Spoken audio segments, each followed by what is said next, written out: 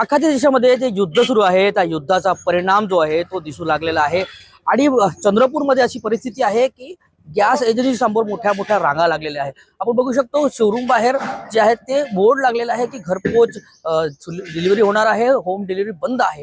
तरी पण अशा वेळी सुद्धा नागरिकांना सकाळी उठून आधी पहिले गॅससाठी मशागत करावं लागत आहे। सकाळपासून रांगा लागत आहेत आणि 12 तारखेपासून नंबर लागलेली आहे, OTP आलेला आहे, सगळं आला तरीही त्यांचं गॅस डिलिव्हरी जे होत नाहीये। त्याच्यामुळे सगळे कामं सोडून सकाळपासून फक्त गॅससाठी त्यांना उभं राहावं लागतं। सणवाराचे दिवस आहेत आणि त्यात सुद्धा त्यांच्या गॅस डिलिव्हरी होत नसल्यामुळे एक वेगळी अडचण निर्माण झालेली आहे।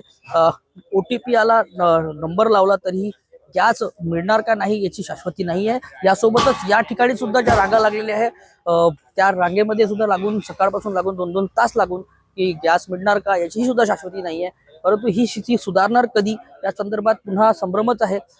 एकंदरीत ही लवकरात लवकर स्थिती सुधारावं अशी जी विनंती आहे आणि इच्छा आहे ती नागरिकांची आहे। हैदर शेख, न्यूज 18 मराठी, चंद्रपूर।